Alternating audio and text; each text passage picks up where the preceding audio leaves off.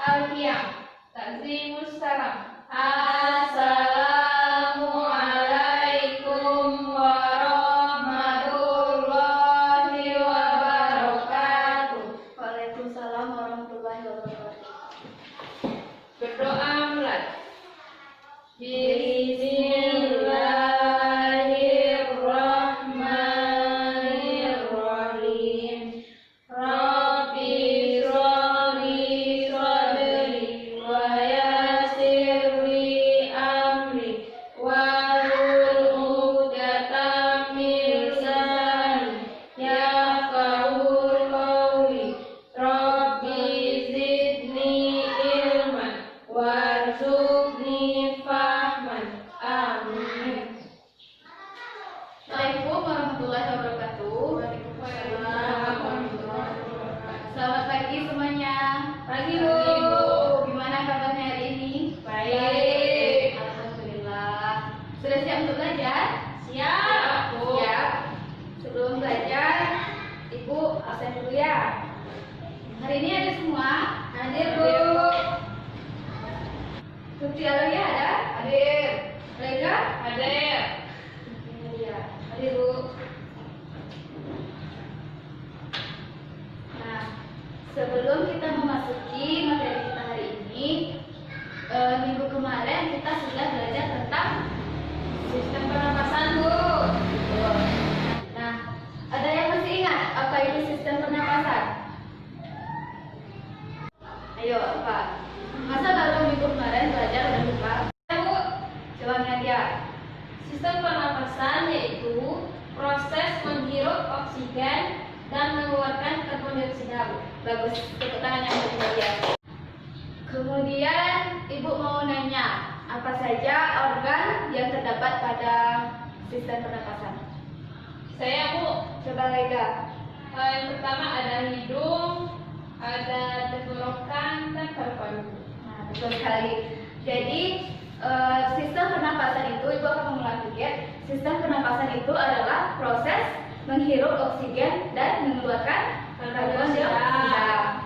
Nah, jadi organ yang terdapat pada sistem pernapasan itu adalah hidung, tenggorokan, dan paru-paru. Nah, lanjut. Kalau kita akan memasuki materi kita hari ini, yaitu sistem ekskresi.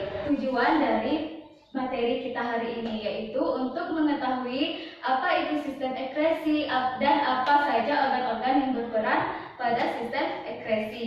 Nah, sekarang Ibu akan memberikan kalian LKS.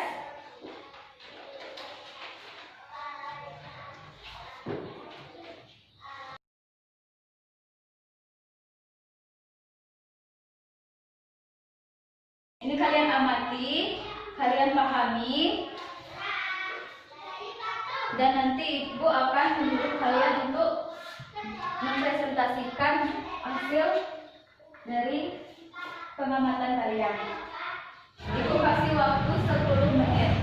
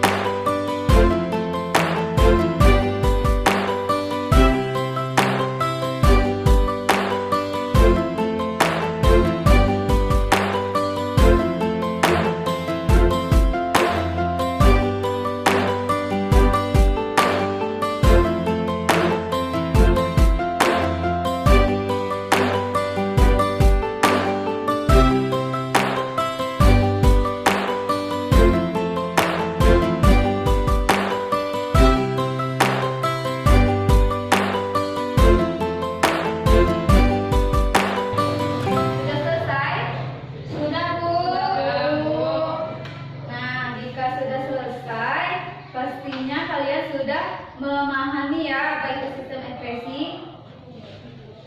Sudah ya? Nah, sekarang Ibu mau nanya, apa itu sistem ekspresi? Siapa yang tahu silakan tunjuk tangan. Bu, coba lihat dia. Sistem ekskresi adalah sistem yang melakukan pengeluaran zat sisa hasil metabolisme tubuh dihasilkan untuk menjaga keseimbangan tubuh melalui osmoregulasi. Nah, betul sekali ya. Saya tepuk tangan yang untuknya dia. Kemudian, apa saja organ-organ yang berperan dalam sistem ekskresi? Ibu mau bertanya sama Tuti. Ayo Tuti. Organ-organ ekskresi terdiri dari ginjal, paru-paru, hati, dan kulit, Bu. Nah, bagus sekali ya Tuti. Nah, kemudian untuk masing-masing organ sistem ekskresi tersebut, apa saja yang dihasilkan oleh masing-masing organ tersebut? Siapa yang tahu?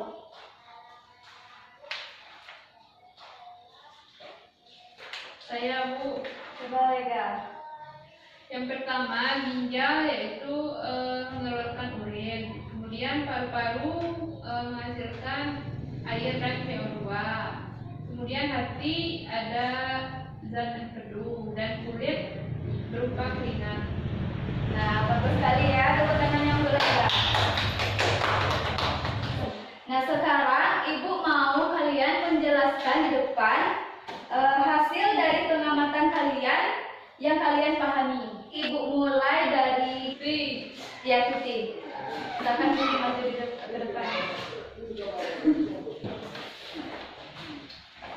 Sistem ekskresi adalah sistem yang melakukan pengeluaran zat sisa hasil metabolisme tubuh, eliminasi yang tidak dibutuhkan untuk menjaga keseimbangan tubuh melalui osmoregulasi. Organ-organ ekskresi terdiri dari ginjal, paru-paru, hati, dan kulit. Terima kasih. Tepuk tangannya untuk Tuti. Nah, sekarang Ibu minta Lega silakan maju ke depan menjelaskan hasil dari pengamatannya. Ya, Bu.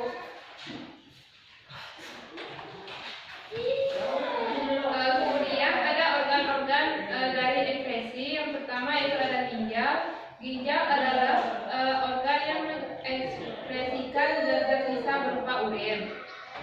Ginjal tersusun atas 3 lapisan. Yang pertama ada korteks, ada medula, dan pelvis. Kemudian ada paru-paru. Paru-paru adalah organ yang mengekskresikan air dan karbon dioksida yang dihasilkan melalui proses respirasi aerob.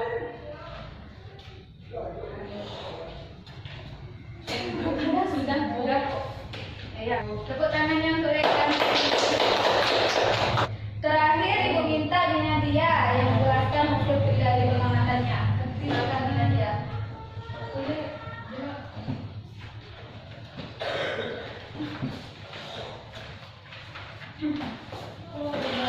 Sistem ekskresi adalah sistem yang melakukan pengeluaran zat hasil metabolisme yang tidak dibutuhkan dan tujuannya untuk menjaga keseimbangan tubuh melalui osmoregulasi.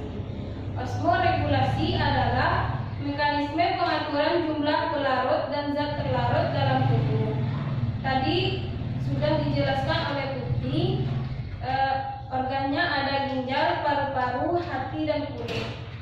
Kulit atau integumen adalah organ yang mengekskresikan zat sisa-sisa melalui keringat.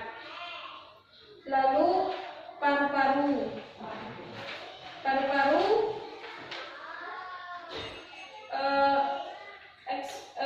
organ ekskresi yang berfungsi untuk pertukaran karbon dioksida melalui mekanisme respirasi dan karbon dioksida berdiskusi. Lalu ada cara menjaga organ ekskresi, yaitu tidak menahan buang air kecil, banyak minum air putih, menjaga selalu kebersihan kulit, menjaga ventilasi udara, dan rutin berolahraga. Ya, terima kasih, tepuk tangannya untuk Nadia. Nah, dari kesimpulan yang kalian jelaskan tadi, maka Ibu akan menjelaskan kembali tentang sistem ekskresi.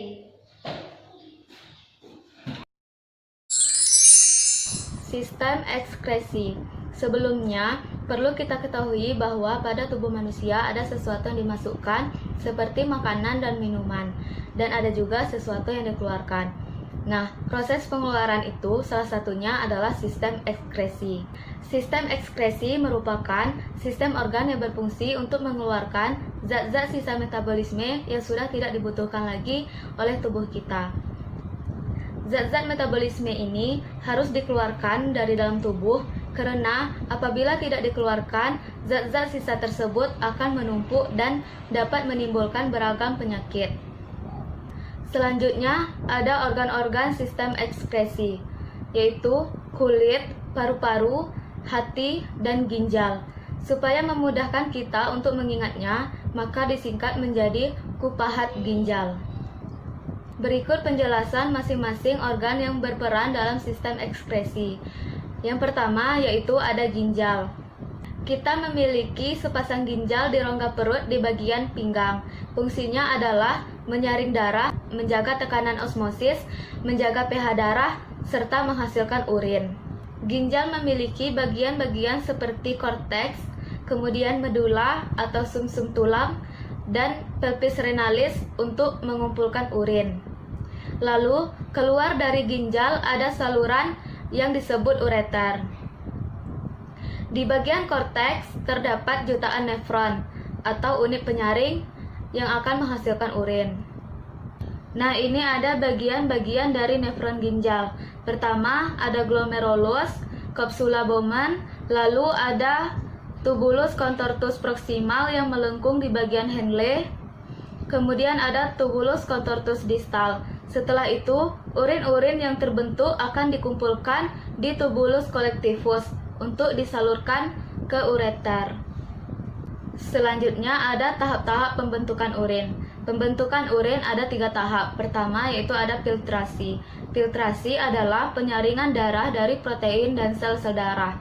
Jadi, protein dan sel-sel darah tidak boleh keluar bersama urin. Proses ini terjadi di glomerulus dan menghasilkan urin primer. Selanjutnya, urin primer masuk ke tahap yang kedua yaitu reabsorpsi. Untuk penyerapan kembali glukosa dan asam amino atau zat-zat lain yang masih dibutuhkan oleh tubuh. Proses ini terjadi di tubulus contortus proximal dan menghasilkan urin sekunder.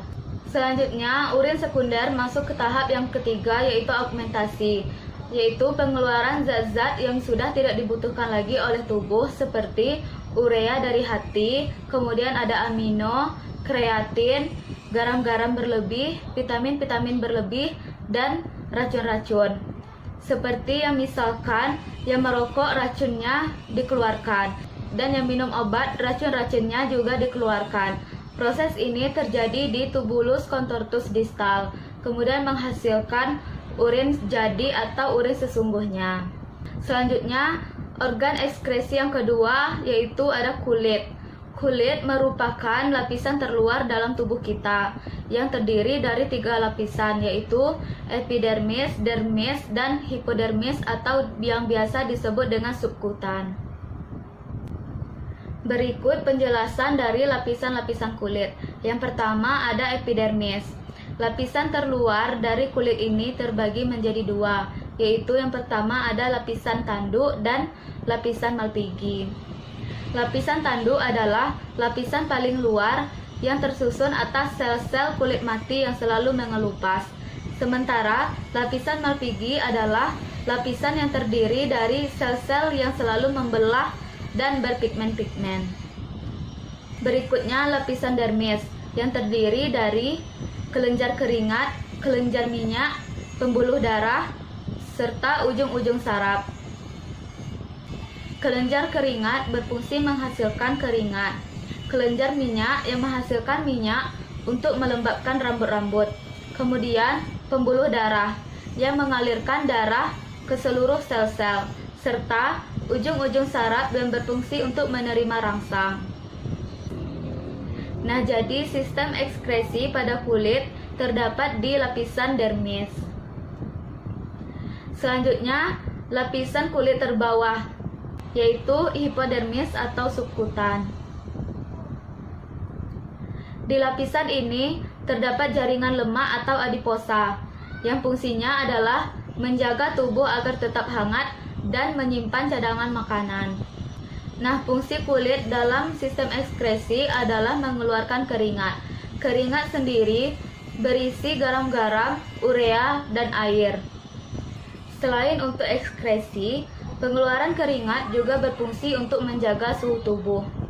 Jadi, ketika suhu tubuh kita meningkat, pembuluh darah akan melebar dan menghantarkan panas ke kelenjar keringat, sehingga kelenjar keringat akan mengeluarkan keringat melalui pori-pori kulit. Berikutnya, sistem ekskresi yang ketiga, yaitu paru-paru. Seperti yang kita ketahui bahwa paru-paru adalah alat respirasi atau alat untuk bernapas yang berfungsi untuk menghirup oksigen. Oksigen itu kita butuhkan untuk menghasilkan energi. Selain menghasilkan energi, paru-paru juga melepaskan zat sisa, yaitu karbon dioksida dan uap air. Reaksi respirasi adalah glukosa plus oksigen, kemudian akan menghasilkan karbon dioksida, uap air, serta energi. Energi akan digunakan untuk kita beraktivitas, sementara karbon dioksida dan uap air dikeluarkan oleh paru-paru. Selanjutnya, organ ekskresi yang terakhir, yaitu hati. Hati adalah kelenjar terbesar dalam tubuh kita yang memiliki banyak fungsi, seperti menawarkan racun, merombak sel-sel darah merah, merombak protein berlebih, menyimpan gula dalam bentuk glikogen, dan mengubah provitamin A menjadi vitamin A. Tetapi yang menjadi fungsi dari ekskresi hati adalah merombak sel darah merah tua dan merombak protein berlebih. Sel darah merah yang dirombak itu akan melepaskan hemoglobin. Lalu, hemoglobin dipecah menghasilkan bilirubin. Bilirubin itu sendiri akan dipecah lagi menjadi urobilin dan srekobilin. Keduanya merupakan pigmen pewarna.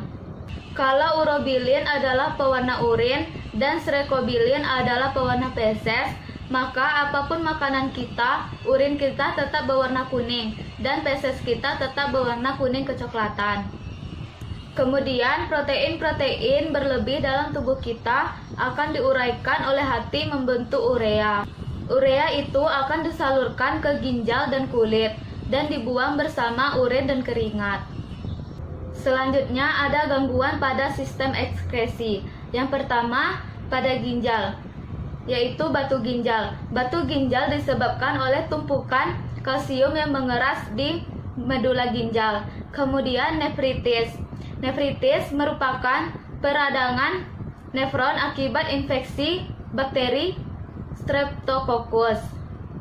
Ada juga albuminaria, di mana urin mengandung protein akibat kerusakan glomerulus sehingga filtrasi terganggu.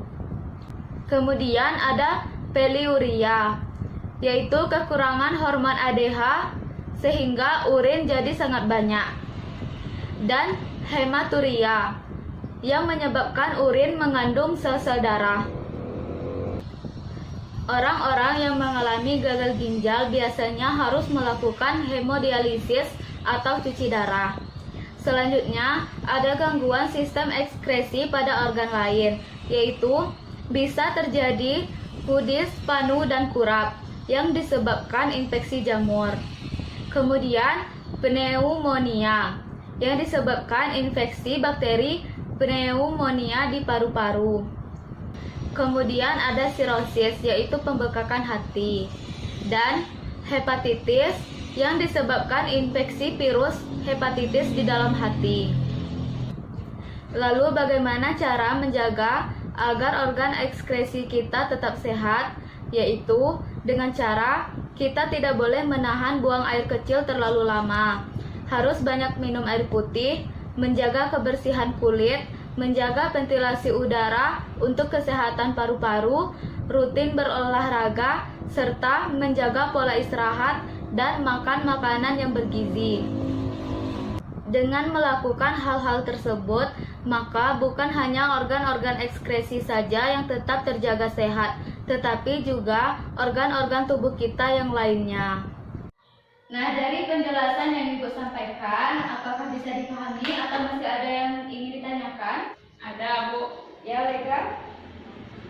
Ini, Bu, tentang organ ekskresi. Yang pertama itu ada ginjal, Bu. Ya. Bagaimana cara ginjal Untuk urin, Bu. membentuk urin? Nah, jadi tahap-tahap pembentukan urin itu ada 3. Yang pertama ada filtrasi.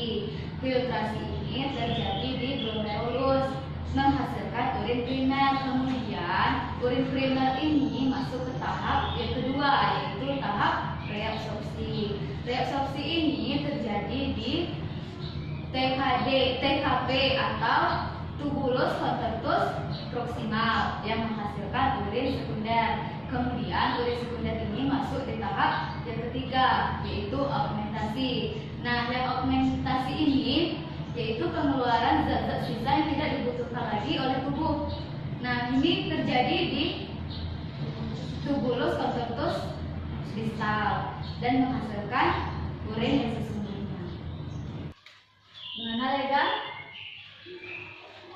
Sudah, Bu. Jadi masih ada pertanyaan? Tidak. Nah, apabila tidak ada, Ibu akan menyimpulkan pembelajaran kita hari ini, yang mana sistem ekskresi itu adalah proses pengeluaran zat-zat sisa metabolisme yang tidak dibutuhkan lagi oleh tubuh. Dan organ-organ yang terdapat pada sistem ekskresi yaitu ada 4, di mana yang pertama ada ginjal, kulit, paru-paru, dan hati. Nah, kemudian pada tahap-tahap pembentukan urin itu terdapat 3 tahap, yang mana ada filtrasi, reabsorpsi, dan augmentasi. Dan gangguan pada sistem ekskresi ini itu ada nefritis, batu ginjal, albuminuria, poliuria, serta kudis, kurap, anu, dan lain-lain. Nah, bagaimana supaya kita menjaga organ ekskresi? Yaitu dengan tidak menahan buang air kecil, banyak minum air putih, menjaga kebersihan kulit, menjaga ventilasi udara, rutin berolahraga, dan makan makanan yang bergizi. Nah, itulah kesimpulan dari materi kita hari ini. Dan sebelum Ibu menutup pembelajaran kita, Ibu akan memberikan tugas. Tolong Nadia bagikan ke temannya. Ini dikumpulkan minggu depan sebelum jam pembelajaran yang Ibu mulai ya. Iya, Bu.